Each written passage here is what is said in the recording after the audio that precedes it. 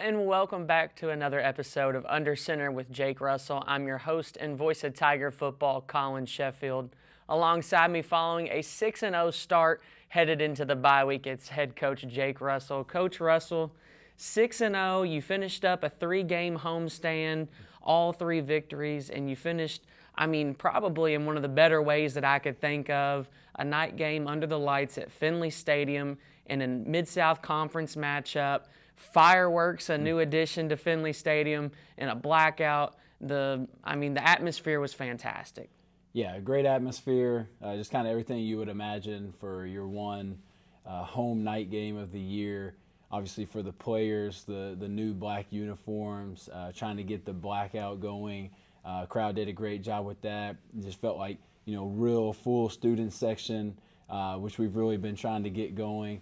And everybody that plays a part in it, from the athletic administration, Coach Hardy, Rusty, everybody there, all the way to, Kylie Miller with student activities and everybody in between that just made it a really special night. I was talking to some of the guys yesterday and just, was telling them, I think this is a night that you'll look back on in a few years or 10 years like myself and say, man, remember that night game against Cumberland, Tennessee, where we did the blackout and had the new uniforms on? Man, that was so fun. And I also hope that the people that came to the game just felt the energy and the excitement. And obviously with it being a close game that really came down to the last just few minutes there, I don't think you could ask for much more for your first conference game. Like you said, kind of the last home game in that first 3-game stretch, and the night game as well.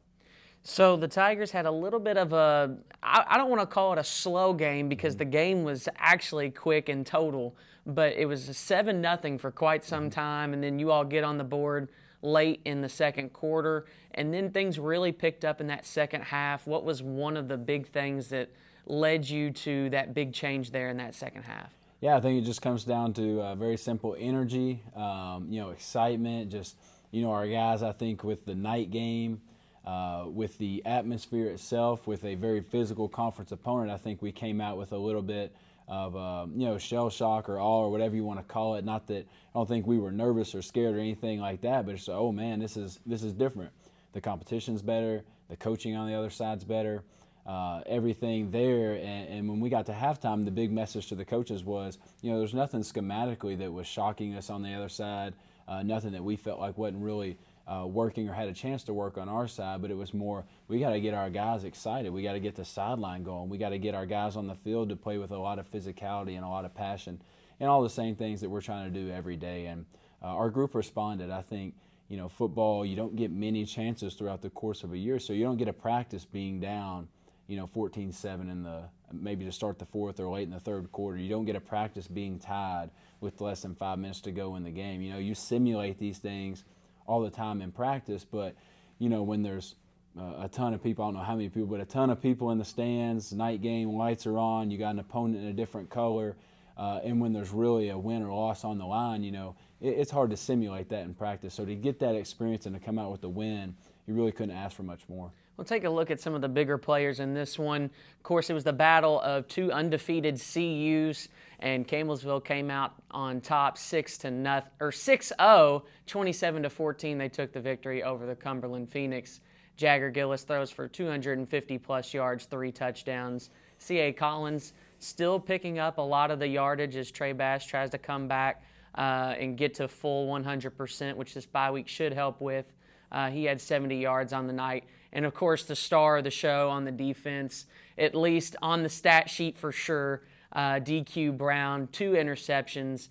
That is your Mid-South Conference Defensive Player of the Week, as well as Jagger Gillis being your Mid-South Conference Offensive Player of the Week. Almost a clean sweep in the weekly awards. But DQ Brown really got things going, especially with the pick 6 to pull away. That was a massive momentum shifter, and I can only imagine. I know how long it felt for that ball to be up in the air for us. I said it felt like one of those slow motion movie moments where the ball's just hanging, the music goes dramatic, and you're waiting to see if he makes it, and he did, and it was just probably the biggest turning point of the night. I couldn't be more proud of DQ. He's a guy that was my first year at Kentucky Christian University. He was a true freshman, so he's one of the originals. There's about 5 or 6 left that I've been with my entire head coaching career. and then Coach Beatty's the one staff member. So we got this small group of guys that have really been there since day one. He's a great example of really the path that, the guys should take. He redshirted as a true freshman. He came in his second year as a redshirt freshman, started to play a little bit. Last year, by the end of the year, in his third year, he could carve out a pretty good role. And then this year, it's just been a phenomenal year for him. He's got himself in the best shape of his life. And to see him get rewarded for sticking it out and all the hard work he's put in over 4 years, where that's pretty rare in college football these days. The pick six, obviously, to kind of seal the game. The second interception to definitely kind of put the finishing touches on the game. And he's had a great year overall. Those plays will stand out and be a big part of the story of the season, but he's been really good in the secondary for us in a position where, as we talked about at the beginning of the year, we weren't as experienced as some other places. But the total defense played an awesome game. The defense only lost 14-7. They scored a touchdown themselves and only gave up 14 points to a team that was averaging over 40. And the quarterback that Cumberland had, Luke Holloway, he's one of the better players you're going to see around the country. He's a different beast, man. He's got a lot of grit and toughness to him. But, the total defense, you could have gave probably Conference Player of the Week to 3 or 4 different guys. I actually think Ellis Reed got the NCCAA Player of the Week. Jeremiah Pauling probably should have got it 2 weeks in a row. He's really came along. And then the defensive line, I think, ended up with either 4 or 5 sacks and a bunch of tackles for loss. Jaden Cray obviously had a couple. Man, he's playing at a different level now. So, defense, we leaned on them again really for the second week in a row, and we're going to keep leaning on them through the conference play. Cumberland's is a team that's 4th in the nation in rushing. They rush for about 280 yards a game, and you all kept them below 200 at least, I know for sure. And those 2 interceptions, of course, huge on a quarterback that's usually pretty accurate. Of course, I think it was so helpful. You all, once you got ahead, you were able to force Luke Holloway to maybe start throwing down the field a little bit more, something that he didn't really do on film. A lot more were shorter passes, so you were able to get him out of that comfort zone and let your defense take over. Yeah, we obviously knew they run the ball well. They wanted to run the ball. They wanted to shorten the game. Like you said, it was a little bit faster game than we've been playing. And they did a really good job in their game plan. They were coached really well. I think they're a team that's going to we won't be surprised when we see it now, but I think they're going to be a team that really competes and has an opportunity to win some games in our conference. And like you said, Luke, a quarterback with the ability to run is just a game changer. And, they did a great job keeping the game close and playing their type of game.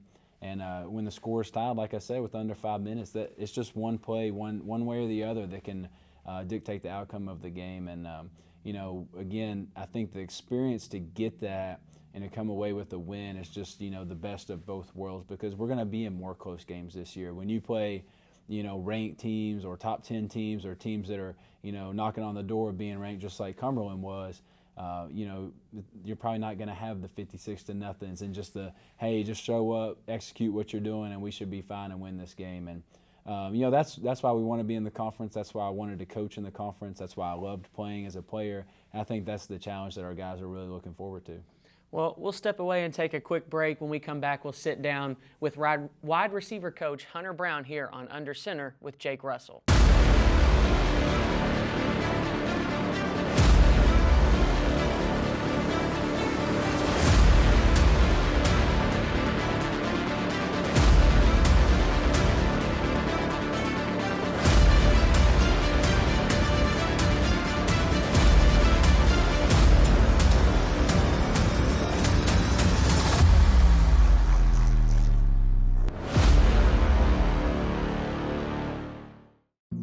Jason, let's go see your room.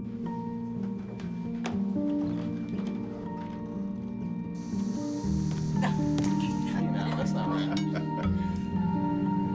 How is it? Is it good?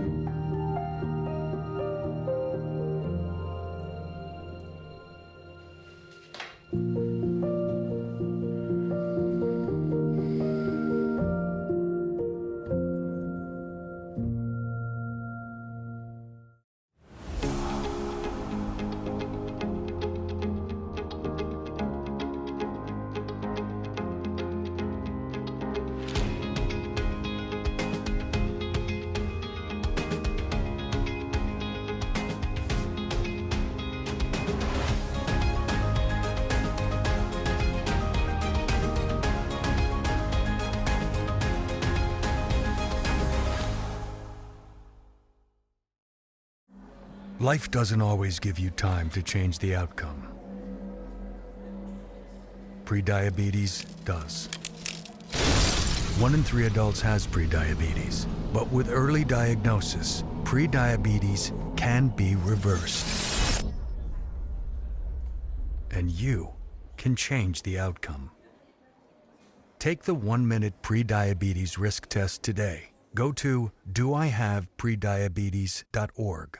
Welcome back to Under Center with Jake Russell. I'm your host, Collin Sheffield. Alongside me is wide receivers coach, Coach Hunter Brown, also former Fighting Tiger, former quarterback in the record books, a lot with head coach Jake Russell as well.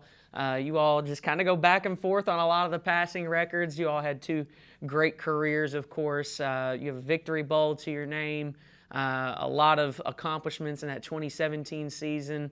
I always rib Khalil a little bit. He never likes to hear his accomplishments, so I'm sure maybe you feel the same way. But welcome back. It's nice to have you. And this 6-0, I mean, it's definitely feels really good sitting down. I know you've got to feel super excited about it in that in the field house.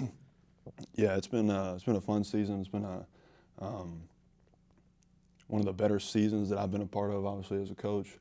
Haven't had a winning season as a coach yet.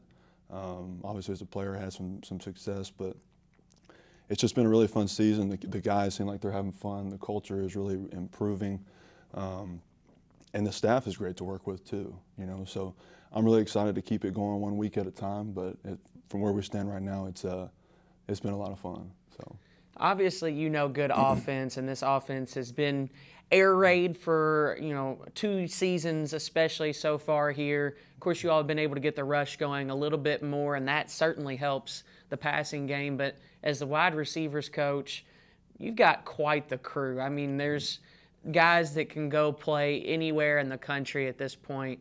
Ashton Auker, Andre Seiler, Luke Shepperson, and you've got Nate Monroe, who came in as well from Bluefield. And I think that's been one of the best or better additions to this squad is Nate Monroe, and he has just been, I call him a dog out there. He gets out there Yeah. and he'll do all the dirty blocking assignments. He gets out there and does exactly what you want, I'd have to imagine, as a wide receiver coach. absolutely, the room is definitely very talented. The guys, they bring the juice every day, and they all have what you just said. It's funny, they have that dog mentality.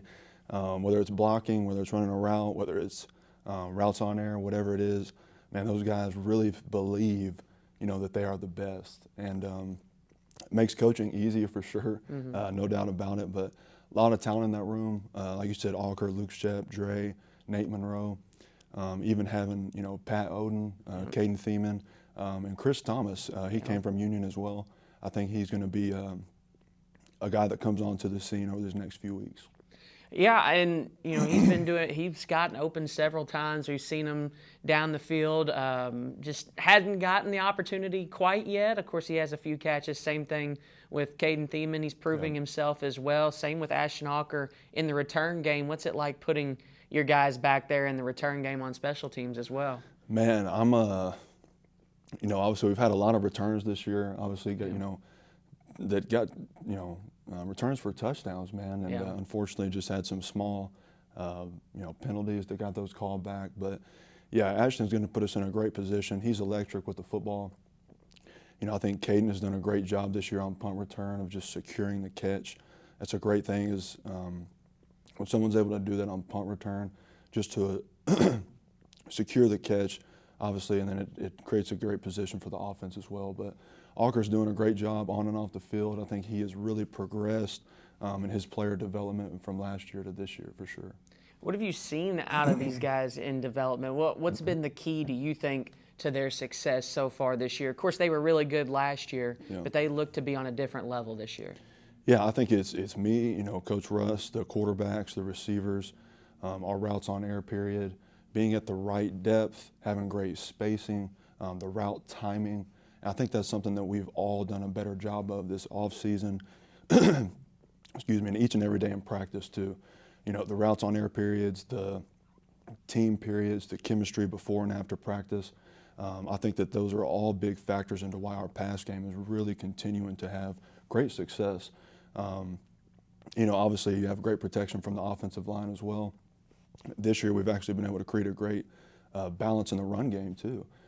So the offense is definitely going to continue to improve. The competition is going to continue to improve, but all around as an offense, definitely really impressed with the success and the bricks we keep stacking.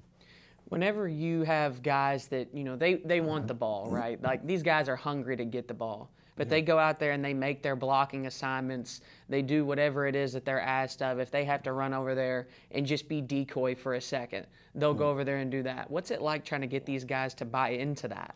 Yeah, I think that's something that we talk about all the time is, this route may not be called for you. Your job on this route may be to open up this receiver.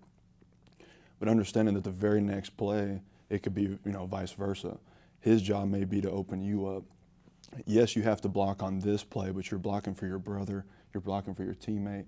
Understand that this block is going to set up a pass down later in the game and things like that. So I think that it's really just a great buy-in from the guys, and it's a lot of selflessness.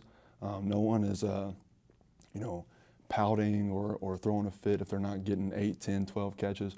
As a receiver, you're going to run, as an offense, we're going to run 60, 70, 80 plays, and, they're only going to get, you're lucky if you get 6, 7 catches in a game. Yeah. So I think they understand that. I think they understand the scheme now, and I think it's really just what they're buying into is it's about the team more than it is about me. So as we head into the bye week, what's stressed in this wide receiver room? What are you all going over? What's being worked on in practice to improve upon the games you've already played so far headed into the back half and arguably the most important half of this season?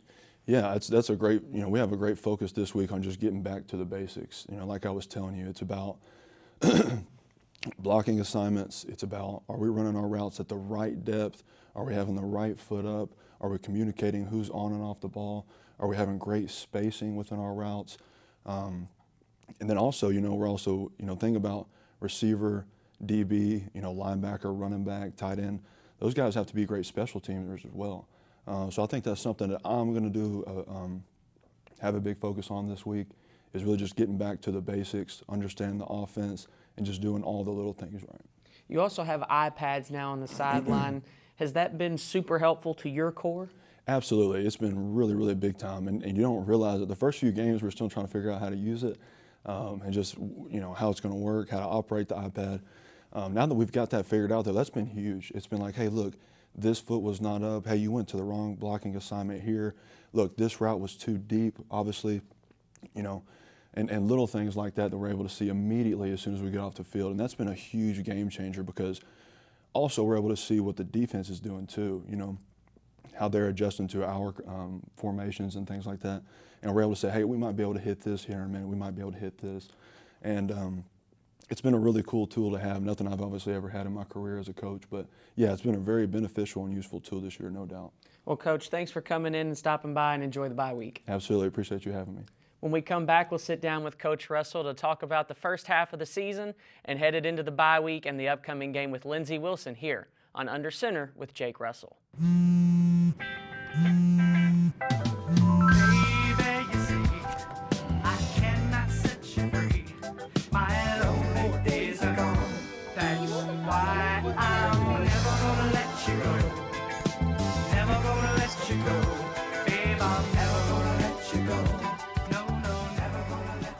Here you go.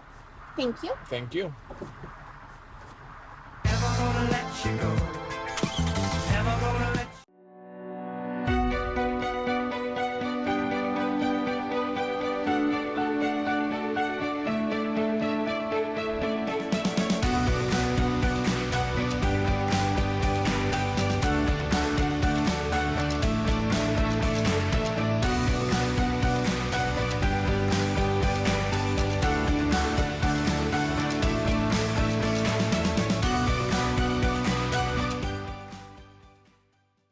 When I never graduated from high school, I realized I wanted to go back to school because I didn't want to work these back-breaking jobs the rest of my life.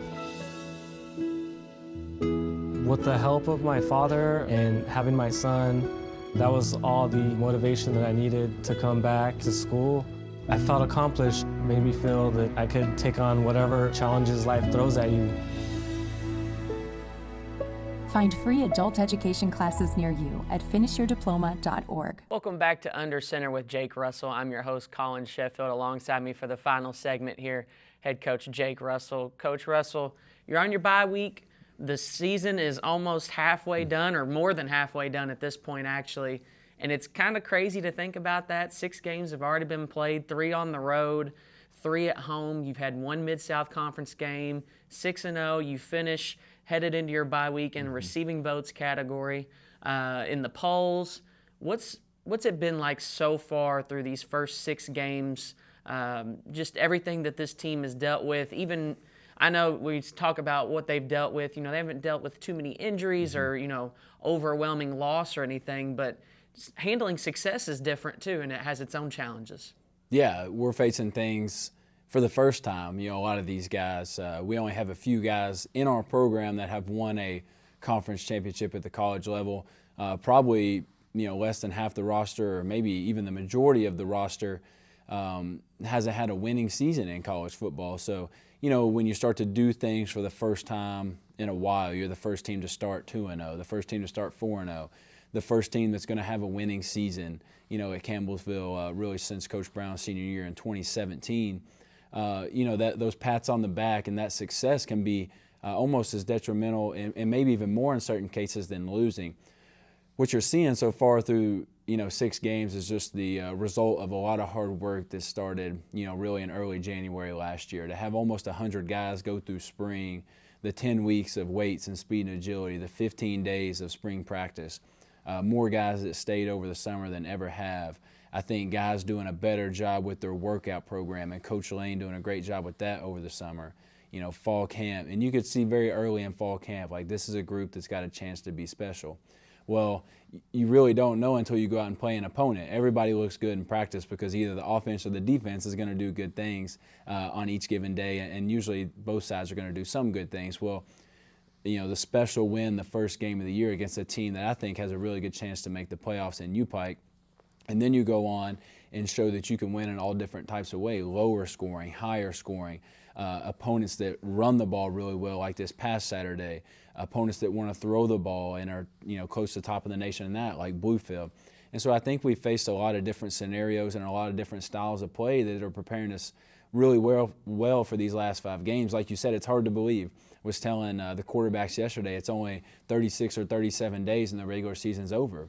And at that point, you either, you know, get to start preparing up and packing up to go home for winter break, or you have the opportunity to do some things that haven't been done in a really long time, go to the playoffs, and hopefully do something that I don't believe has ever been done at Campbellsville, which is host a playoff game, which we would be very happy to do. But these next 5 weeks, the competition level couldn't be higher. I mean, you're going to face at least 3 ranked teams, you know, probably a couple of those in or close to the top 10. And you're going to face some other playoff teams that are going to be in our conference. And that's what we look forward to. You know, competition breeds greatness. I think competition brings the best out of you. And, you know, I think our guys are really looking forward to the challenge, and this bye week is crucial. You know, it's coming at the perfect time.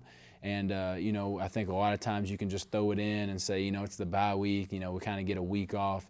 You know, but we're going to get after it for 3 full days and then give our guys a few days off, and I think it can really be used to our advantage if we handle it the right way. You talk about that Mid-South Conference gauntlet coming down the way. Of course, you have 3 top 25 teams still left. Of course, some of those guys could shift out or shift in by the time you get to them. But either way, Mid-South Conference is Mid-South Conference. Lindsey Wilson comes up the week after this, Battle of Highway 55. And I was looking back, and I didn't realize it hasn't been since you were quarterback in 2015 that we had actually taken a win against the Blue Raiders. So it's certainly something I know that Coach Hardy and a lot of the guys just around Campbellsville, if you've ever went to school here, especially been in athletics competing-wise, Lindsey Wilson's always kind of the team to go after as it comes to rivalries around here. And I know they want that Highway 55 sign back. Yeah, one, to have a great rivalry, you need both sides to be very competitive and to win some games. So it's been 10 years now. Again, it feels like yesterday, but 10 years since we've won the Battle of Highway 55, and we're very determined to do that. You know, I think having a program down the road that's been one of the best, probably 5 in the nation over the last decade is a great thing. It keeps you just, you know, on your toes, and it keeps you motivated, and it keeps our players motivated. Obviously, as you said, anybody that's been a student here since Lindsey Wilson started football, that's the big rival. That's who I always felt like was our big rival. That was my first game here. My second year, we were able to beat them in a great game. Our students are interacting with their students off and on in both places at times, doing different things in both towns. And that's what makes it really cool, is now they're going to go compete against guys that they've seen out in the town eating and things like that. And we're looking forward to it. Obviously, kind of for some of the people that have been at Campbellsville longer or followed the program longer or played, a little bit further back, the big rival is Georgetown, the Battle of the Tigers and the traditional rival, two of the teams that have been in the MSC conference the longest. So you've got some really fun games coming up that are rivalry games, games that mean a lot to people around here. And, what more could you want? That's why we do it. Those close games that come down to the wire and big rivalry games and in great environments. And when something's on the line. When something's on the line, it always makes it feel a little bit different. Even Saturday, the first conference game, now this has a direct impact on whether you make the playoffs. You lose your first conference game, you're setting yourself up in a really tough situation. Well, now you win something, and it was the same thing on Cumberland's side. You could feel for both teams like something's out here on the line, and you're going to feel that more and more as each week passes. So through 6 games, what's been the thing that's probably impressed you the most about this team in your second season as head coach? Yeah, not surprised at all, just seeing the work they've put in. Like I said, since last January. What's impressed me the most is how, as we've won each game, as a head coach, the big worry is how do we keep the guys motivated? How do we keep them when they feel like they're having some success and people are telling them how great they are and patting them on the back, and now, you're receiving votes and getting close to being ranked and getting a little bit of recognition here and there. How do you keep that attitude, like we want to prove people wrong, we want to win the first game, we want to be the first team to start 3-0, all these different type of things. And this group doesn't need much outside motivation, and I'm not a coach that really uses a lot of that stuff anyway. I've seen a team that shows up every day and practices in third down drill like it was 3rd and 4 out there Saturday night with all these people in the stands, with a conference game on the line, with a really good opponent. And that's what's been the most impressive. Not anything that's really happened in the game. It's how they've practiced day in and day out. We've got a little bit different schedule this week, and so we're going to go helmets on a Tuesday, which is unique for us. And I would just be surprised if our guys didn't come out with great energy. And at this point, they've proved it over and over and over again, and I think that's why you've seen the success. Well, Coach, enjoy this bye week, enjoy a weekend off, and just let's get this team ready to go for the back half of this season. Yes, sir. Appreciate it. The Tigers are on a bye week this week, but their next game coming up, be sure to plan ahead, is the Battle of Highway 55 as the Tigers take on Lindsey Wilson in Columbia. That game is set for 2 o'clock Eastern Time, 1 o'clock Central in Columbia. So be sure to be there. If you can't be there, you can join us on 88.7 The Tiger as well as on the TuneIn app. And be sure to tune in next week to Under Center with Jake Russell.